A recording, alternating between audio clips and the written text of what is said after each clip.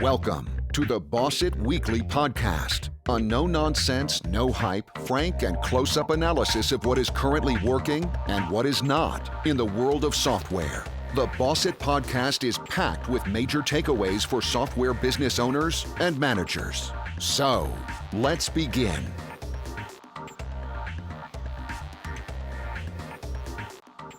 Welcome. Another episode of the Boss It podcast, Season 2. And a bit of a change today because quite a lot of our recent podcasts have been focused more around positioning, around marketing, and we've also done a lot in the area of sales. So I thought we'd mix things up because we like to address all aspects around the software industry and what it's like running a software business. So this time we're going to dive into what I call management drivers.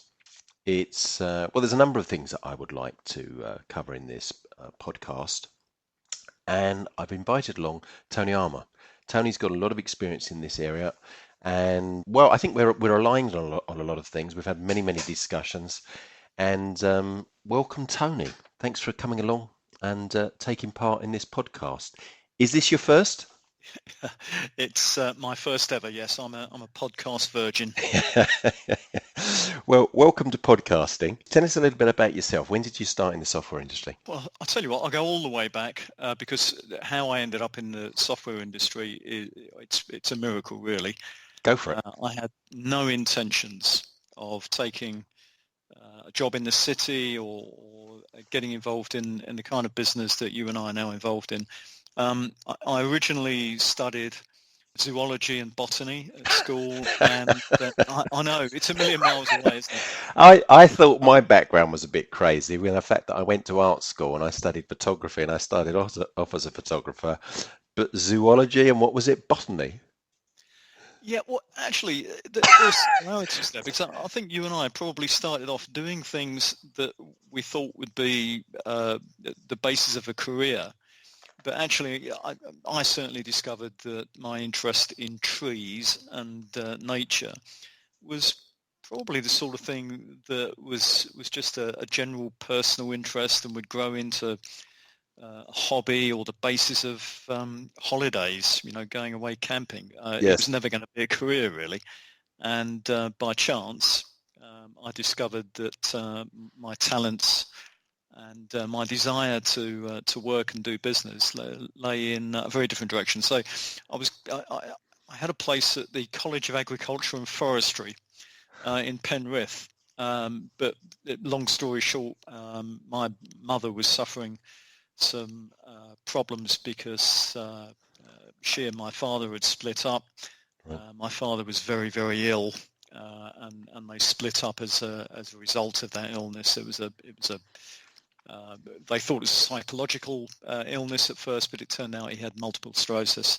Wow. So she ended up on her own. Yes. I was about to go off to university, and I didn't want her being on her own, really. So I decided instead I'd stay at home, and I'd go and get what I thought would be a part-time job. I thought if I leave it 6 months, 12 months maybe, and then go up to Penrith and take up my place in the university, that'd be fine, but I needed a job for a while. So I ended up going to the city and walked into Reed Employment Agency with hair down to my shoulders. And they said, go next door, get your hair cut, come back. And this was in the days where jobs were relatively easy to come by. I went back in with new short hair and they said, go to this interview. Whereabouts were you living in the world at that time? So you must have been fairly near to London, but where do you sort of originate from? I'm an Essex boy, born and bred. Right, okay. So we've got that alike. Yeah, well, exactly. Yeah, you and I are both Essex boys together. Exactly. I was living in a terrible place, frankly. Apologies to anyone who's listening who comes from there, but I was born and bred in Grays. Ooh. And yeah. Wow. Rough area, to be honest. For people perhaps internationally who may know a little bit about Essex, they may not know such a great deal about Grays.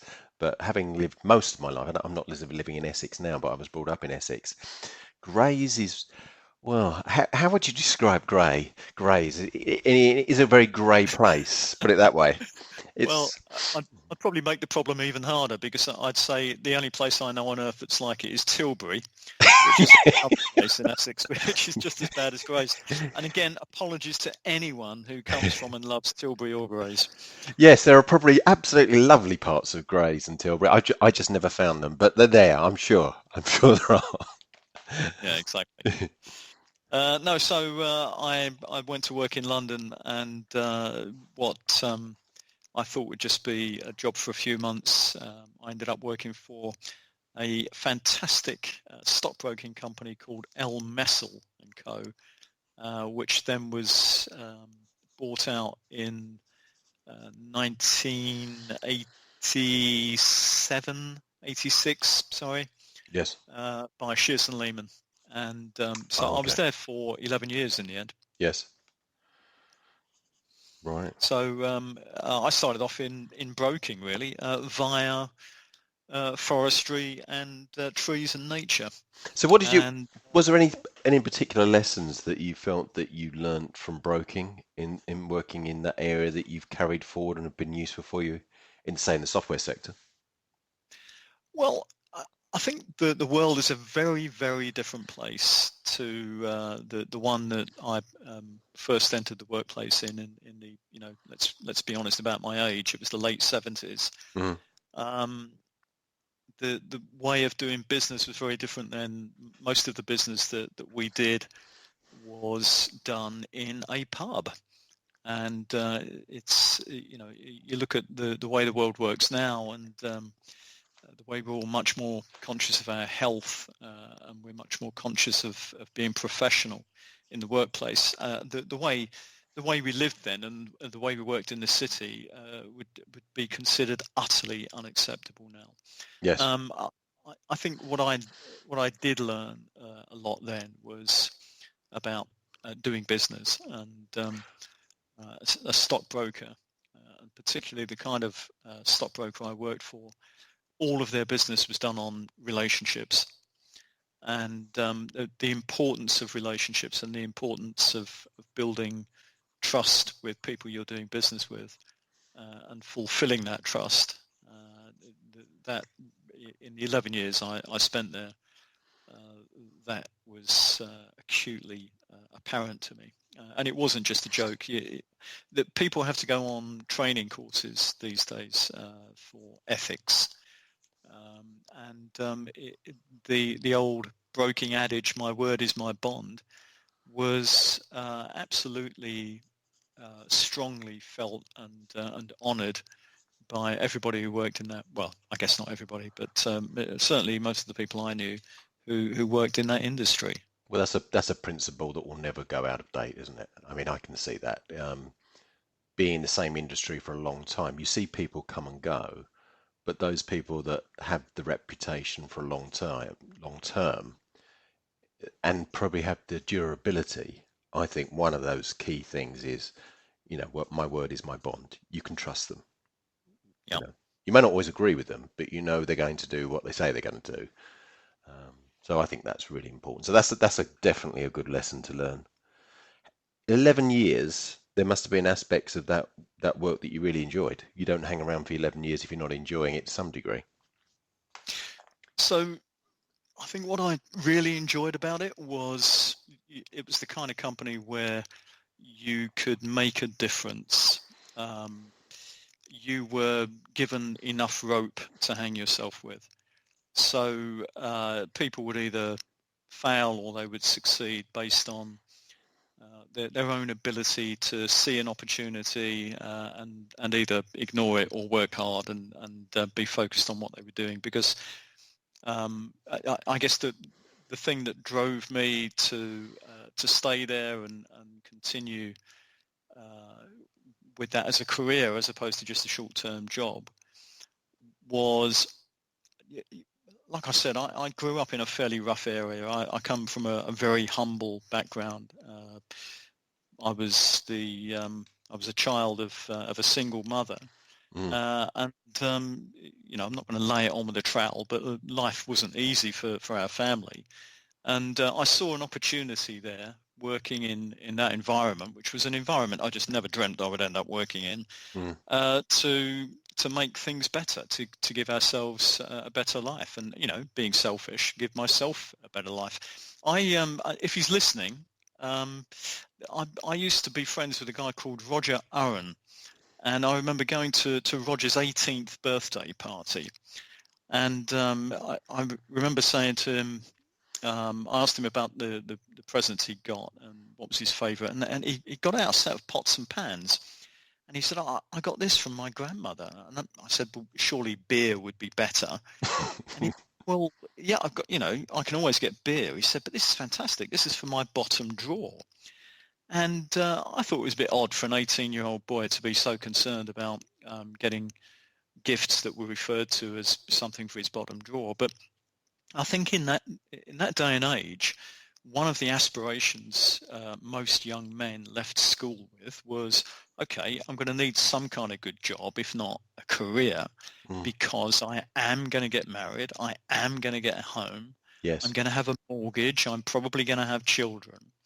So I wanted to share those aspirations with my group of friends. And to be honest, when I was at home and living in Grays, and living in a family from a humble background, I often found it difficult to think that I would be able to compete on that level and have the kind of life that I thought many of my friends were going to have, and that I saw many people having. Yes.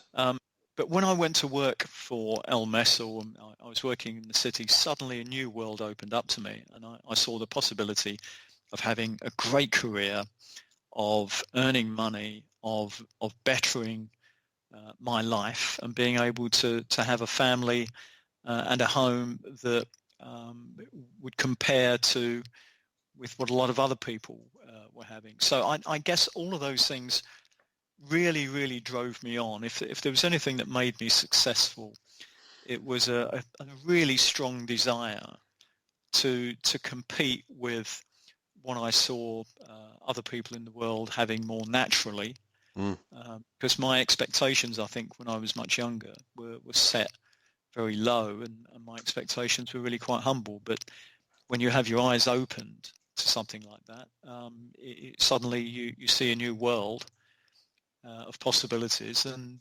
it can spur you on greatly. And I think over the first few years of my career, that's what really drove me.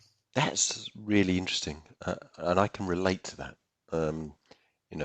Coming from similar area, similar sort of background to yourself, I remember being around about 18 years of age and having a job at Access. Do you remember the credit card people as they used to be? And mixing with a completely different sort of socio-economic group of students who came from Oxford and Cambridge. And I was really impressed. I thought, wow, these people from Oxford and Cambridge. And I sort of, in a way, was looking up to them. And then after spending quite a bit of time with them, I thought, well, hey, they're quite like me. But the difference that I could see, and this is what really sort of hit home, and I think it's similar for yourself, is I could see that they had different expectations. They had a different vision for their future, and that would drive them forward. There were some students there that I thought perhaps sort of more streetwise, that they probably didn't have those skills, but they had almost conditioned into them the expectation that they would reach a certain level. And I think it's very difficult. I think a lot of people perhaps get held back because you don't exceed your own level of self-expectation. And when you get that realization, it opens things up for you. And if you've got a vision that pulls you forward, that's very powerful. Despite what talents or education or skills you think you have, that can change as you progress. I'm sure we've changed a lot since we were 18 and we've gained a lot of skills, but that vision and expectation is a big, big aspect. Well, exactly. And I don't think it was anything to do with skills, not at first. I think if you've if you develop a vision and you develop you're instilled with expectations, you acquire the skills necessary to fulfill those visions and expectations. And I became, around about that time when I started my career in the city, I became very good friends with someone who, again, a few years before that, never in a million years would have seen myself mixing with. This gentleman I've now known for well over 30 years, and in fact, we stayed in each other's houses in France. Well, in actual fact, I stayed in his house in France. He was going to come down and stay with us later on in the year, and that ended up getting cancelled. But we're 34, 35 years after we first met, we're still very good friends, which is bizarre because as a boy from the area of Grays and Tilbury, you cannot imagine somebody further removed from that sphere. I won't name him, but he's a distant member of the royal family, and was a merchant banker, is a merchant banker. And we met when I moved from El Messel. So after the acquisition by Shears and Lehman, I moved to another broking firm as head of technology in the late 80s. Okay. And he and I worked together. And I remember introducing him to my first wife. And after the first hour, she hadn't said anything. And I said to her afterwards, you didn't speak to him. Why weren't you speaking? She said, when I was introduced to him, he sounded more like Prince Charles than Prince Charles. And I couldn't bring myself to open my mouth with my Essex accent. But we realised fairly quickly two things. Firstly, that we had very different beginnings and therefore different levels of expectation. But where he was getting on and competing very effectively and building a great career for himself, his ability to be successful was based on the fact that he had very high levels of expectation. So he had enormous self-confidence, yes. And it helped that he is enormously intelligent, whereas I was succeeding because I probably considered myself to be reasonably intelligent, but I was succeeding because I had very low expectations, and for me it was all about betterment through survival. So I was streetwise. I Yes. was a fighter, and Yes.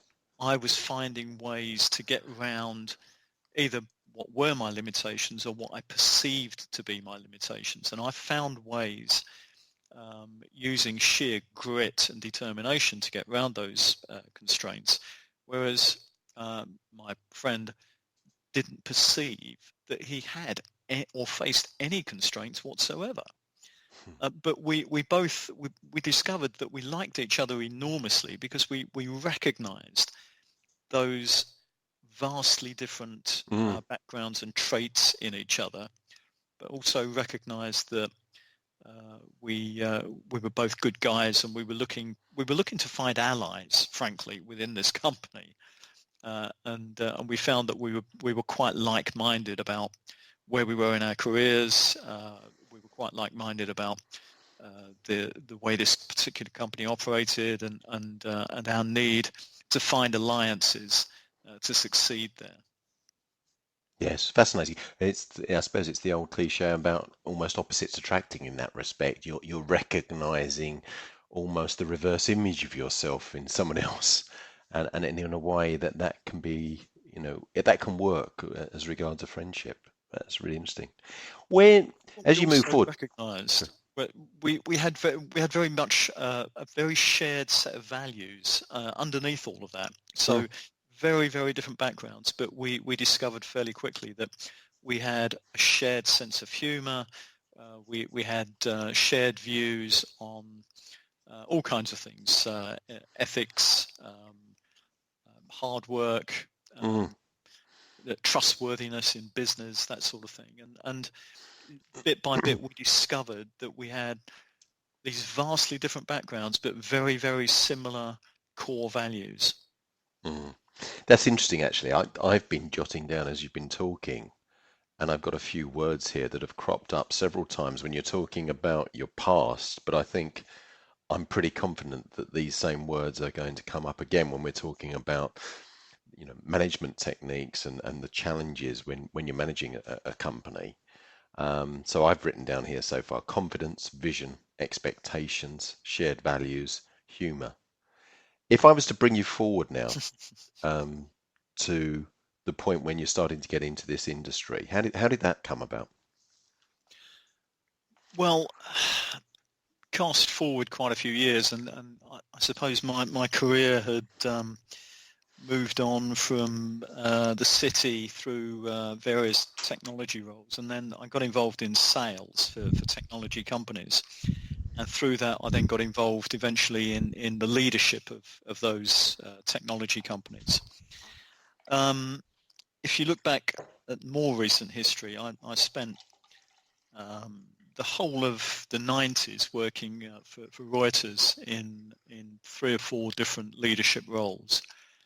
And then got involved in consulting. So I worked for 2 of the biggest consulting firms in the world, KPMG Consulting and Bearing Point, throughout the noughties.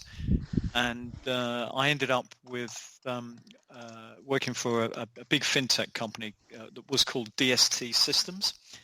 Yes. Big American fintech that was bought out a couple of years ago by SS&C. And I worked for DST for about 6 or 7 years. And in the end, I think I was inspired to eventually start my own one-man business. This was about 5 years ago now, because although I greatly enjoyed working for DST, there were some frustrations in that I was running a part of the company that led to me having responsibilities throughout the UK and Europe, South Africa, Asia, and Australia. The only bit of that company that I wasn't responsible for was the US business.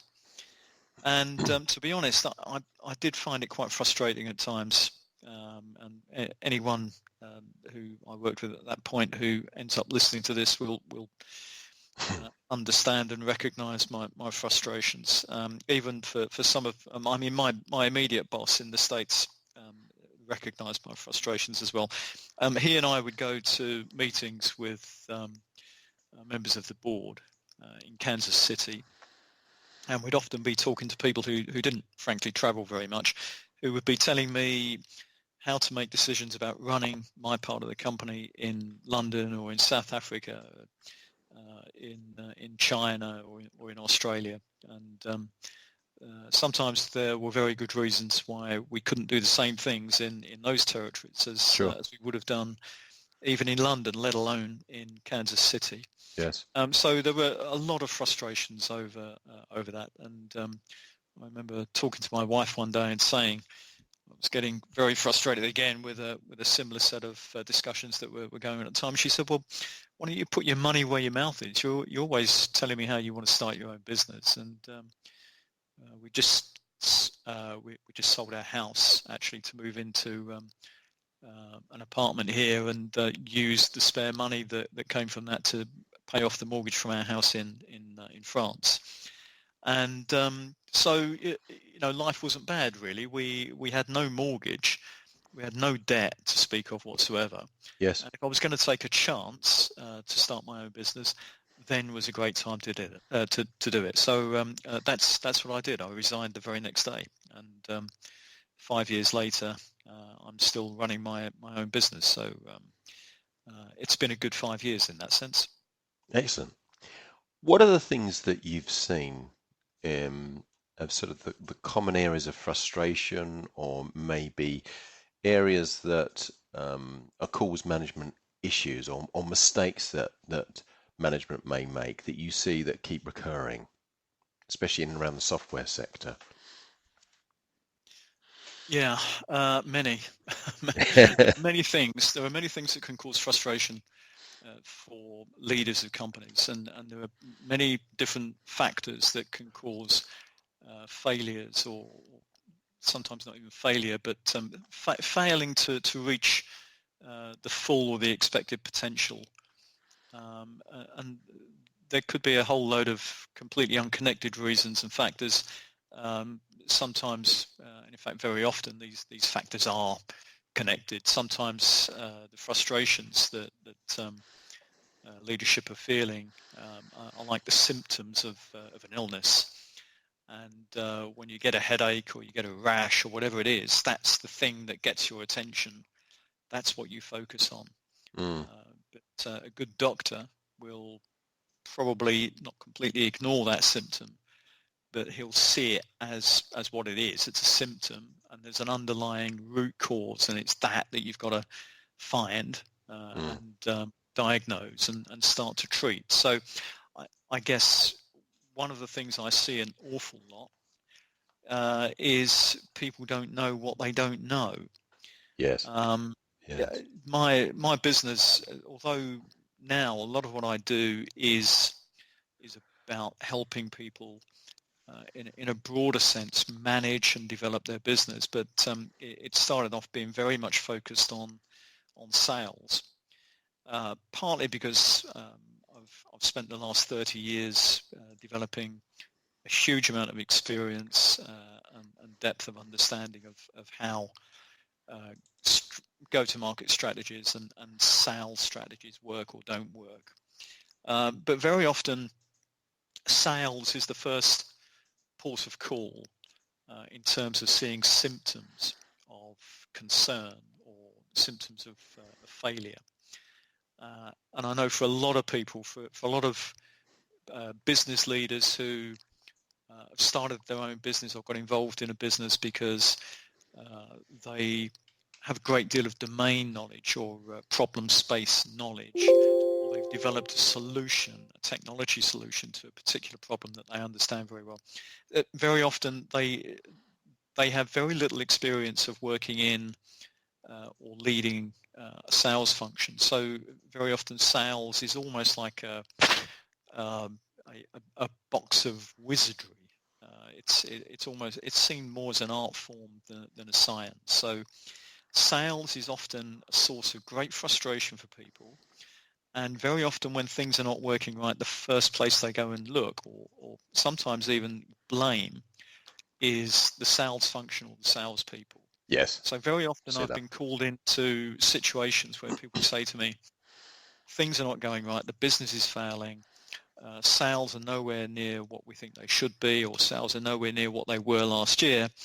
Please come and tell us what's wrong with our sales function and or with our salespeople. And you know what? I think 7-8 times out of 10 over the last 5 years, the problems have not actually been within sales or relating to the salespeople or their skills.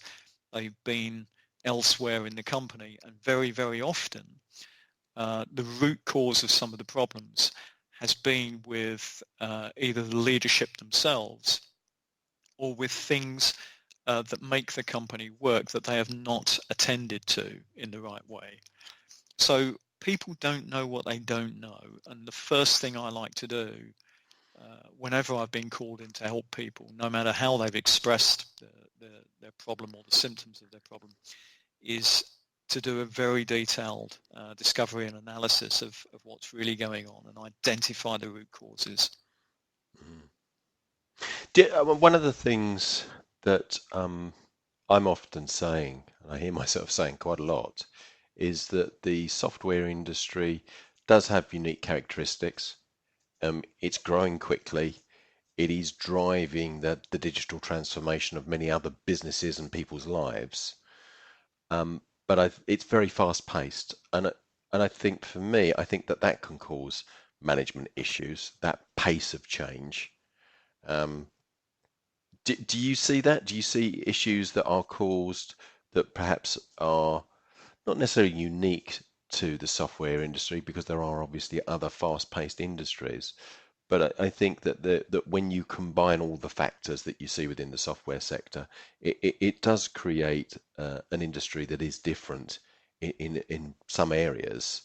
Do you think that that causes some common issues for management? Yeah, the issue I think with the software industry today versus I don't know 15, 20 years ago, even more recently, maybe just 10 years ago, is the pace of change in terms of the competitive landscape. That there are very few or very lightweight barriers to entry now if you Yes. want to start Yes. software company. 10, 15 years ago, if you wanted to develop an application that would be sold B2B, the, the the difficulty and the costs and the hurdles involved in getting the resources together to build that software were immense compared to today. Today you and I can write a piece of software. We can develop an app just using our laptop, sitting down in our front room and doing it. And the great thing is there is an enormous amount of innovation appearing almost daily that even the biggest companies in the world are now prepared to do business with, to buy. If I go back 10 years ago when I was working with Bearing Point, and we were working through the big procurement teams at the biggest financial services companies in Europe. And one of the things that we would often have to do was go through a due diligence process with procurement. Mm. And one of the things one of the criteria that they were always measuring was how long have you been in business? What's your turnover? How many people do you have working for you? They were looking to see whether any software company they engaged with would meet the pretty high bar they were putting in place in terms of your likelihood to still be in business in 5 years' time. And if you turned up and said, well, I've only been in business now for about a year, and I've got a turnover of £250,000, and I've only got 2 people who work for me, you would not even get through the door. Yes. Whereas today, recently I've done some work for a couple of software companies and presented their products at a couple of huge banks here in London, and they were organisations with that sort of profile, very low turnover, very new kid on the block, but because they had such amazingly innovative ideas and their software was able to do things. Not only able to do things that other applications had not been able to address for these banks, but because of their size and the type of technology they were using, that changing them was very, very quick and very, very easy. Yes. So in very, very short time to value. Yes. In terms of installing and in terms of changing what those applications were doing. And if you're facing that kind of competition today, but you're an organization that was older than that, was maybe a 5 or 10 year old organization, even then you're not used to that pace of change. But if you're an organization, or if you're someone who's been working in an organization that has a much longer history than that, this pace of change today is absolutely terrifying. Yes. Yes, absolutely. I sort of see things that one of the changes that has happened is that in the early days, and maybe even going back sort of 10 or 15 years ago, a lot of the people that were involved in software development and whatever your service or product you're producing, essentially you're solving a problem typically. You're fulfilling a need, is that the people that were producing the software, they came from a particular background because of the challenges of creating that software. What I mean is that they tended to be very, very technical. Whereas as that side, that barrier has been reduced, what we're getting now are more people that are coming in and producing solutions that come with an expertise, and the software is just a means of solving that problem. And I think Yeah. you see that change because you remember the old adage about it that there's sort of software programmers hunting for a problem for their solution that they've created. They just want to create solutions with using software because they want to use their programming skills, and they think of an idea and then they go and try and find the problem. Whereas now there's the approach of this guy has got particular expertise in this niche area, and that's another thing is people really niching down, and the software is just a tool like any other because there's a different mindset now. Software, the sort of the initial thinking around this magical software that runs on computers and solves all our problems, that's gone away. It's a tool amongst other tools, and people are just using that to really sort of leverage their skill or leverage their idea. Don't you think it results in a very similar kind of problem, though, Mark? It used to be that there was so much mystique around the technology. Yep. That, as you say, a lot of the people who got involved in a business or were responsible for a startup would be people from that technology background. They understood the mystique of the technology, but it was more difficult for them to relate to the people who were in the target markets who had the problems that technology would solve. Yeah, spot now on. you're absolutely right. You're seeing people come from the other side of that, so they relate much more effectively, much more readily to the people they'll be selling to, and Yes. they understand the market, they understand the problem space very well. The mystique has gone somewhat from the technology side, but you've still got the same problem. Whether you come from that technology background or you come from the domain space, a lot of people who initially are responsible for developing a solution to whatever the problem is and then start a company, before they know it, they're in a company where they are being asked to actually perform not just the technology mystique role and or the domain space specialist role, but they're also being asked to be CEO in the broad sense of the word. They're being asked to be the sales director. I see what you mean. Yes. To turn their Yes. hand to be, part CFO, part CEO, part sales director, part Yes. this, part that, and it again, it takes a while for people to realise that what they don't know. Yes. They don't know, because it's not until you're actually in that scenario that you suddenly look around and go, well, hang on a minute, I managed to sell one or two of these because I'm really, really strong in that domain space. So I went to my old mates in the market, and I found people who I know suffer from that problem, and I was able to tell them about how the solution we've developed can solve it. And if I've dealt with one, I've dealt with 7 or 8 software companies, young software companies with fantastic products over the last 5 years, who have come to me and said, we've been doing this now for 2 years. We got our first client in the first 6 months. We've now got 3 clients, but in the last 9-12 months, we've not added to that. We can't work out how we could sell so effectively, and we've got a great product, we know that, but we can't work out why we were able to sell the first 2 or 3 quite easily. But we thought by now we'd have 10 clients, and we've still got 3. So if we can't get from 3 to 10, how are we ever going to get to 50 clients, 100 clients? Yeah. How are we ever going to get to really grow? And the answer very often is that getting by on your knowledge of the domain, and getting by on your knowledge of how the software product you've developed can solve the problem or the key problem in that domain. You can actually use those skills to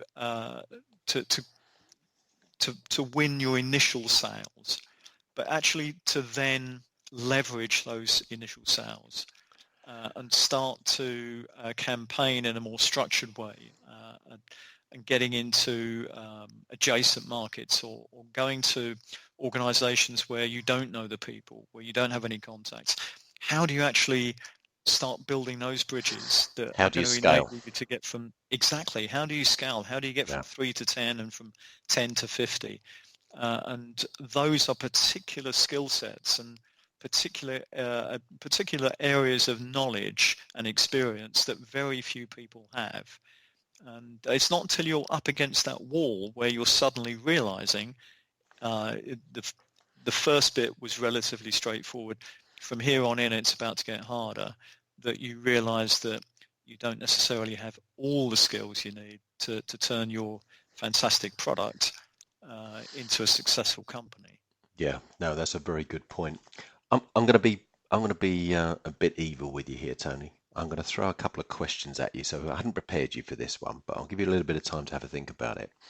So what we normally like to do is to perhaps have a couple of tips. And in this particular case, we're talking about tips for management. And what I'd say to you is think of a small software company and think of a much larger company. What would be your top tips? Because I think that there are different frustrations for the two type of companies. What would be your top tip? Something to look out for, something that they could do when running a much smaller company, perhaps that is looking to establish a foothold, looking to scale, as opposed to the company that is more established, perhaps they're in different regions and they start to come up against some other issues. If you were to go in and you had that audience in front of you, or maybe you had the small audience in one room and then you had to go and present to the other, and you were asked to give one tip to that audience so that they would remember you and they would get some value from it, what would it be? What would you tell, for instance, first of all, the smaller software company? A tip that would be useful for them to go away with. And a tip for our podcast listeners is also something to remember you by. The most important thing I think I've discovered over the last 5 years working with smaller companies, and I've done quite a bit of work with the big ones as well, but with the smaller companies, they often they're often focused on the detail of what's going on. They've got a couple of initial clients. They're focused on delivery of solutions for those clients. They're focused on managing the relationships with those clients. They're taking on new staff. The company's growing. They're off having conversations with investors because they need more money to support that growth. So there's a great immediacy to everything that's going on at a fairly tactical level. And what can happen is that overnight you can find yourself growing in a particular direction that you never really intended. It can seem very tempting sometimes to see revenue in a particular opportunity and chase that revenue down. And to see the opportunity for more revenue in a particular market sector. And you can see yourself going from 2 clients to 10 clients within a year. The problem is, if you set off down that course without having done the things that a lot of people think are not important to small companies, that we'll get round to these things because these are things that are important to the bigger companies.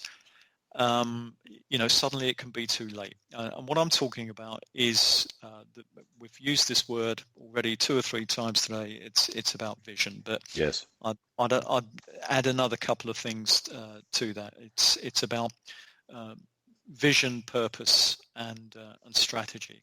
Yes. And I remember working for a company 3 or 4 years ago, and they said to me, "We've got a problem with sales." And sales used to be fantastic. We grew very rapidly, and now sales seem to be falling off a cliff. Clearly, and I'll use the exact words the CEO used to me at the time. Clearly, our sales team used to be good. They're now shit.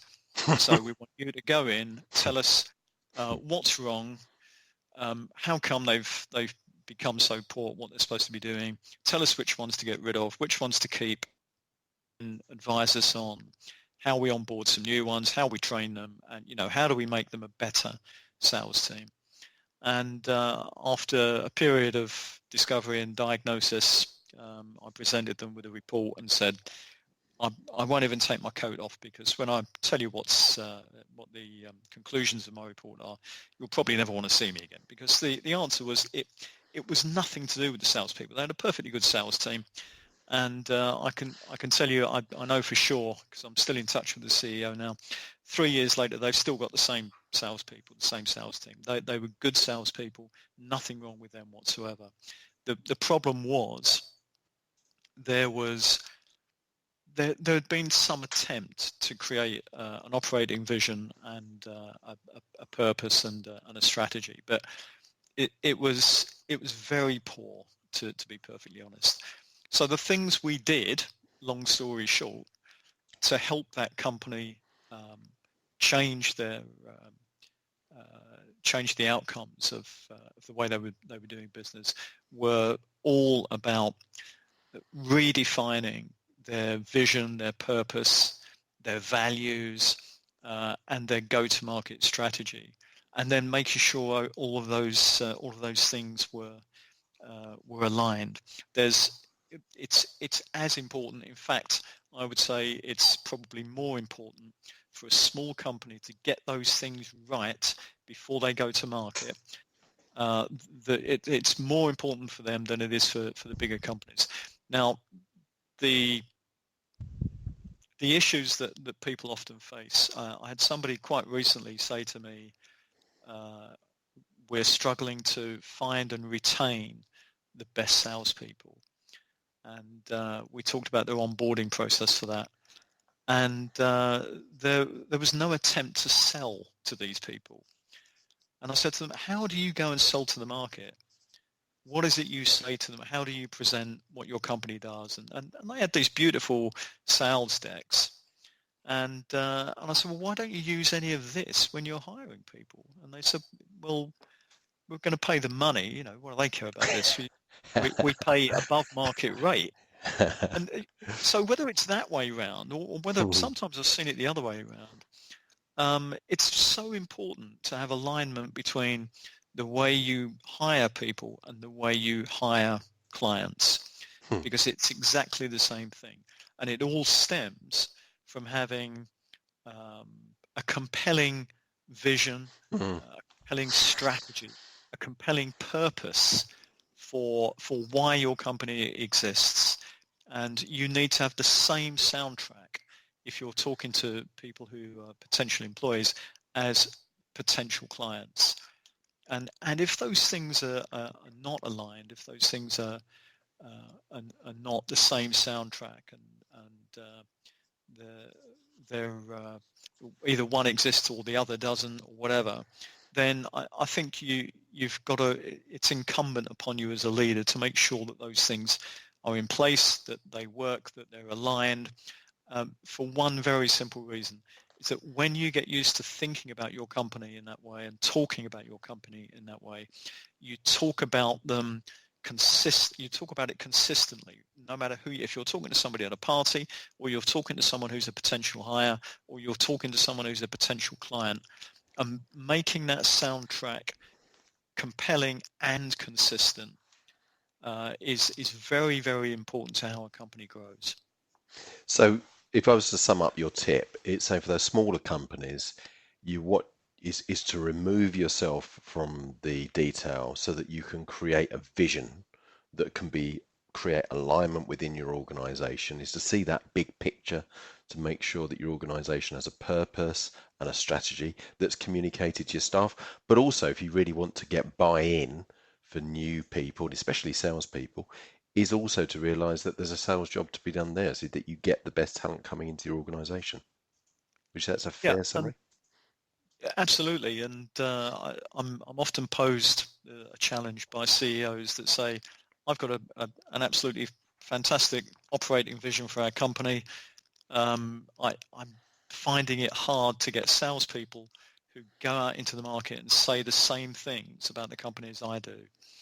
And that's because you're probably not saying those things to the people who are working for you. The people who are going to be at the coalface day in, day out You need to make sure that there's a very close connection between your operating vision and purpose and the way those people then go into the market and talk about their products and the company. And if you allow a big gap to occur between vision and execution, you've got a problem, because then you've lost touch with your customers.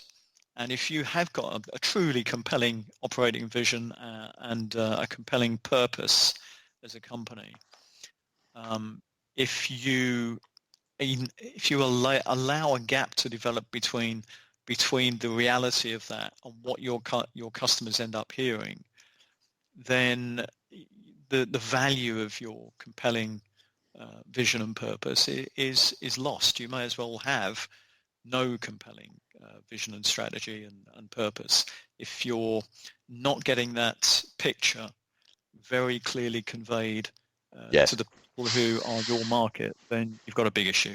Yeah, that makes a lot of sense. The vision may be there, but it's in his head or it's on a hard drive. And if it's not in the minds of the people within your organization, you're right, it may as well not exist in that respect. One quick tip then for a much larger organization, and if you had to summarize it in maybe just a couple of sentences to make it even tougher for you this time, think of that tip and just summarize it in a couple of sentences. What would be a tip that you would give for a much larger organization and some of the common issues that you see them face? I certainly see the same issue happening with some of the bigger companies. It's amazing how often you go into a huge company where you think a lot of these things have been attended to, and find that again they've created a gap between their compelling vision and what actually happens on the street. But more than anything, I think in the bigger companies, conversely, it is about more detail. In a bigger company, finding the link between symptoms that are occurring in terms of how the business is operating and the real root cause is going to be much harder than it is in a smaller company. So for the bigger companies, don't be drawn too much to the symptoms of what you see going on. Diagnosis, detailed diagnosis of what's going on is hugely important. I think it was Einstein who said, if I was given an hour to save the world, I'd spend 55 or 59 minutes trying to analyze and diagnose what's going wrong before even attempting to fix the problem. And I think in the bigger companies, I'm often confronted with somebody saying, here's the problem, here's what we want you to go and fix. And I have to pull them back to a point where they're willing to accept that actually what they're referring to, the way they're expressing the problems of the company are symptoms. And we need to do a much more detailed diagnosis before we can really establish how we're going to treat the company and how we're going to treat those symptoms and the root causes to resolve the problem. So it's much, much more about detail, much, much more about intense diagnosis in the bigger companies. Excellent. That's brilliant. Thank you very much for that, Tony. It's been great having a chat with you, and your first podcast as well. So you've broken your duck and you seem to get into it. I could see you were away on your subject, which is great to hear.